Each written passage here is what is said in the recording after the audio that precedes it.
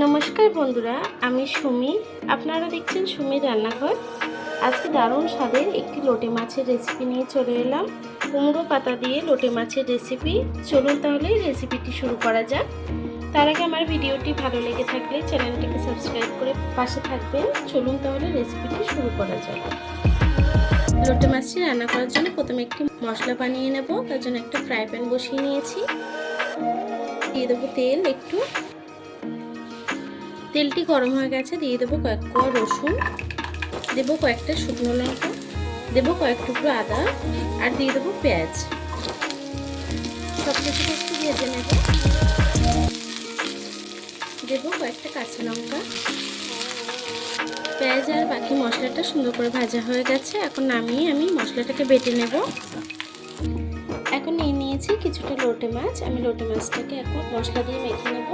যে মশলাটাকে ভেজে নিয়েছিলাম সেই মশলাটাকে দিয়ে দেব। সেই মশলাটাকে আমি একটু জল দিয়ে সুন্দর করে বেটে নিয়েছি। মশলাটাকে দিয়ে দিয়েছি। দিয়ে দেবো কিছুটা কাঁচা পেঁয়াজ, দেবো একটু জিরে বাটা, দেবো হলুদ গুঁড়ো, দিয়ে দেবো স্বাদ মতো নুন।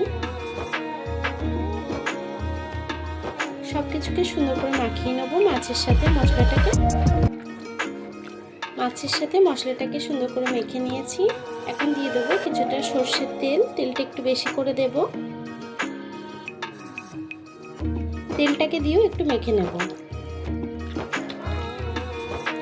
সুন্দর করে মেখে নিয়েছি। মাছটাকে 10-15 মিনিট আমি রেস্টে রাখবো ঢেকে।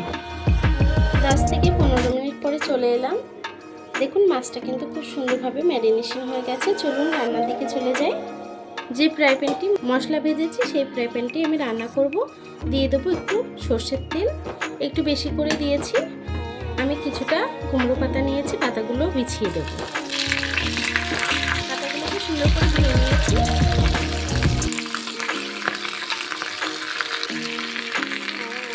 এখন লোটে মাছটাকে আমি দিয়ে দেবো।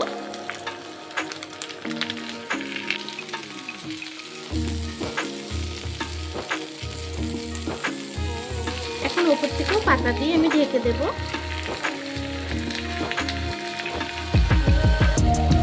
পাতা দিয়ে সুন্দর করে ঢেকে দিয়েছি। এখন ঢাকনাটা আটকে দেব। 10 থেকে 20 মিনিট লো ফ্লেমে আমি রান্না করে নেব। দেখুন বন্ধুরা, আমার 10 থেকে 20 মিনিট হয়ে গেছে। রান্নাটি কিন্তু হয়ে গেছে। গ্যাসটাকে বন্ধ করে দেব। তরকারিটিকে এইভাবেই রেখে দেবো। আমি একটু ঠান্ডা হতে দেবো, তারপরে খুলবো। দেখুন বন্ধুরা, আমি চলে এলাম আধা ঘন্টা পরে। তরকারিটি এখন খুলবো, অনেকটাই ঠান্ডা হয়ে গেছে। দেখুন আমার সোনামা দেরি সহ্য করতে পারেনি বলে এখান থেকে একটু তরকারি তুলে খেয়েছে মাছ। এখন আমি আপনাদেরকে খুলে দেখাবো। আমি ওপরের পাতাগুলো সুন্দর করে সরিয়ে দেব। এখন আমি নামিয়ে নেব। দেখুন মাছগুলো কিন্তু একদম ভেঙে যায়নি, আর গন্ধটা খুব সুন্দর গন্ধ একটা ছেড়েছে। দেখুন বন্ধুরা, আমার তরকারিটি কিন্তু হয়ে গেছে লোটে মাছের। এই দারুণ স্বাদের লোটে মাছের তরকারিটি আপনারা খুব সহজেই বাড়িতে বানিয়ে নিতে পারেন। আমার এই রেসিপিটি কেমন হয়েছে কমেন্ট বক্সে জানাতে ভুলবেন না। ভিডিওটি ভালো লেগে থাকলে চ্যানেলটাকে সাবস্ক্রাইব করে ভিডিওটি লাইক দিয়ে দেবেন।